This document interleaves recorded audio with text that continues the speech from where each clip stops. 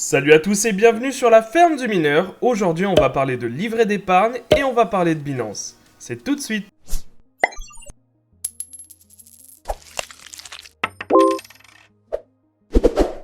Alors en quelques mots, qu'est-ce que Binance? Eh bien Binance c'est un exchange, une place de marché où vous allez pouvoir échanger vos cryptos contre d'autres cryptos ou contre des fiat. Les fiat c'est tout simplement euros, dollars, c'est les monnaies étatiques. Binance, au-delà d'être une place de marché, c'est aussi la possibilité de créer des livrets d'épargne, la possibilité de stacker ses cryptos, de miner directement sur une pool, de pouvoir utiliser leur carte de crédit et de prêter des cryptos à Binance. Alors aujourd'hui, on va s'intéresser plutôt à l'épargne de Binance, on va voir un peu ce que ça vaut. Vous connaissez sûrement le livret A et son taux légendaire de 0,75% qui est d'ailleurs passé à 0,50% cette année. Vous vous dites sûrement que Binance et son épargne est bien plus alléchant, parce que vous avez des taux qui peuvent aller de 0,40 jusqu'à 3,47% sur un an. Une autre chose à savoir, c'est que les taux varient tous les jours. Hier, le taux était par exemple à 3,42% pour le Binance USD, et aujourd'hui, il est à 3,47%. Donc si on devait comparer justement les livrets d'épargne avec le livret A, uniquement en regardant le taux, ça serait complètement fallacieux, parce que c'est pas du tout la même chose. En effet, le livret A, si vous voulez, ça vous permet de garantir une certaine somme jusqu'à 22 950 €. Vous pourrez être sûr que cet argent reviendra dans votre poche, quoi qu'il arrive. Avec Binance, c'est pas pareil. Ce qu'il faut savoir, c'est que Binance est une société basée hors de l'Union européenne et par conséquent, les recours restent compliqués. Binance a déjà été accusé de détournement de fonds et c'est pas la première fois. Bien évidemment, ces informations sont à prendre avec des pincettes étant donné qu'il n'y a pas encore d'action en justice. Ce qu'il faut dire aussi, c'est qu'à l'instar des banques, vous ne contrôlez pas vos fonds. D'ailleurs, sur aucun exchange, vous contrôlez la manière dont l'exchange gère les fonds. Une autre chose à savoir, comme sur tous les exchanges d'ailleurs, vous ne détenez pas la clé privée. Donc vous n'avez pas le contrôle sur vos propres cryptos. Je dis simplement que quand vous mettez de l'argent sur un exchange en général, vous n'êtes pas maître de votre argent. Vous le mettez entre les mains de quelqu'un d'autre, d'un tiers de confiance. Maintenant qu'on a planté le décor, on va voir plus en détail comment ça fonctionne cette épargne. Alors déjà, vous pouvez voir que vous avez soit l'épargne flexible, soit l'épargne verrouillée. C'est quoi la différence? C'est tout simplement que dans l'épargne flexible, vous aurez la possibilité de retirer vos cryptos à tout moment. C'est-à-dire que si du jour au lendemain, vous souhaitez retirer vos cryptos, vous pourrez le faire.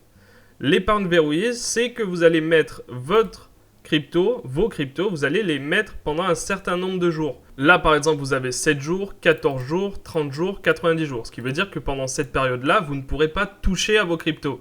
Vous ne pourrez pas les retirer, contrairement à l'épargne flexible. Mais comme vous le voyez aussi, les taux ne sont pas les mêmes. Là, vous avez 8% annualisé, et ici, vous avez 3,47% annualisé. Alors bien entendu, 8% annualisé, ça ne veut pas dire qu'à la fin des 30 jours, par exemple, vous allez toucher 8%.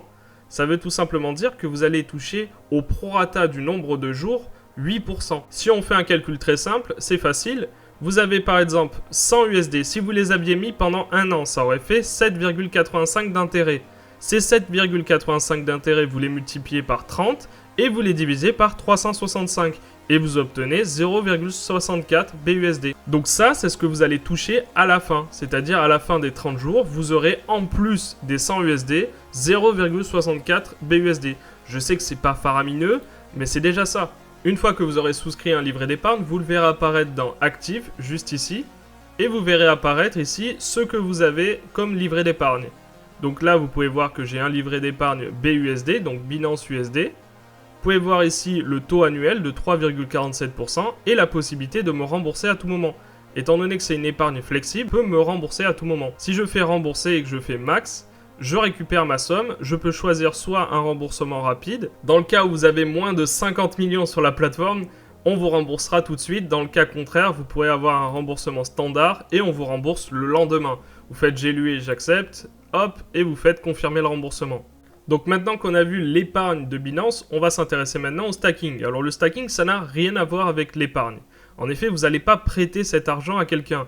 Pour vous expliquer ce que c'est le stacking, il faut d'abord que je vous explique ce que c'est le Proof of Work. Le Proof of Work, c'est tout simplement ce que vous faites déjà, c'est-à-dire quand vous minez, en fait, vous faites du Proof of Work. C'est-à-dire que vous validez les transactions au sein d'un réseau avec la preuve de travail en utilisant vos machines de calcul. Le stacking, justement, c'est le Proof of Stake. C'est-à-dire que vous allez valider les transactions, non plus en utilisant des machines de calcul, mais tout simplement en bloquant de la crypto sur une wallet. Alors bien entendu, le stacking ne fonctionne que si vous avez des cryptos qui fonctionnent en proof of stake, qui fonctionnent en stackant de la crypto-monnaie. Pour ce qui est du stacking, vous n'avez pas besoin de Binance pour faire ça, vous pouvez télécharger directement la wallet de la crypto en question et stacker directement.